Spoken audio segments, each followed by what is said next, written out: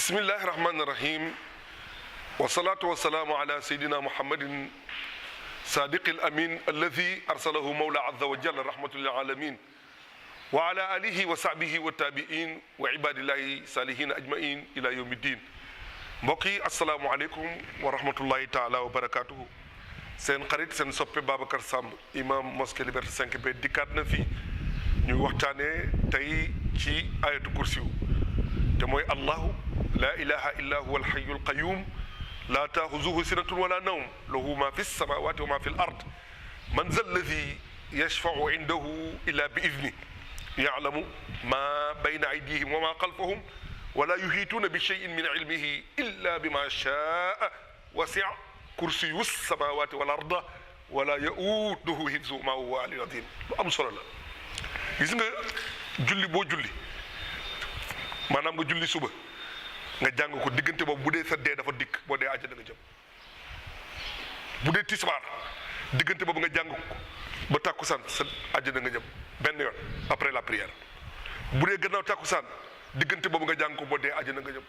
bu dee timis ba gee diggante boobu nga jàng ko boo dee àjjana nga jëm bu fekkente ne diggante geele itamit ba fajar diggante boobu boo ci faatu boo dee àjjana nga jëm te nit mënul mucc ci ñett yooyu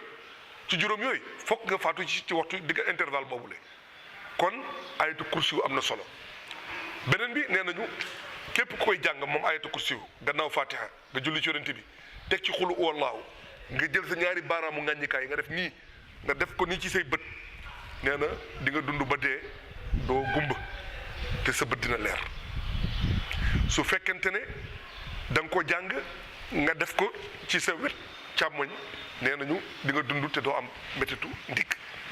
kon nga gis ne ayatu kursi yu mooy le verset bi nga xam ne li alquran di bare moo gën a màgg ci verset yi moo tax maam Sidi Hajj Maalik di wax ne ad'u bi bismillahi wal masani wa ayatul kursi yu zil maani wa suuratil ixlaas zi tamjidi wa faaza man maata maa tawxid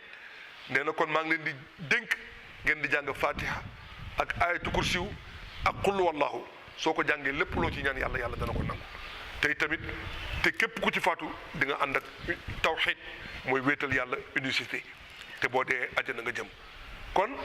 ngëneelu ayatu kursiw suñ ko doon wax duñ fi jóg am na loo xam ne bu nit amoon jot mu tëju ci néeg gannaaw fatiha mu jàng salaatal fatihi def 313 ayatu kursi mu concentré wu ci soxla bu mu ci ñaan su génnee wala bu xëyee Allah subhanahu wa taala dana nangu soxla boobu leen kon nag dafa wax ne ud'uunii astajib lakum ñaan leen ma may leen la ñuy wuti feneen wala di wut nit ne maa mën xaar ma defal la li nga fay ma mi ngi nii jege te yomb te accessible kon loolu bokk na ci li nga xam ne moom mooy ayatu kursi yu loolu mooy li nga xam ne moom lañ leen doon may tey ba ëllëg ak jàmm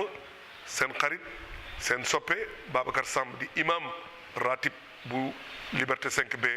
moo nekkoon tey ci seen bataaxal.com ba ëllëg ak jàmm wasalaamu aleykum wa rahmatullahi taala wa barakaatu. raditu billahi rabba wa bil islami diina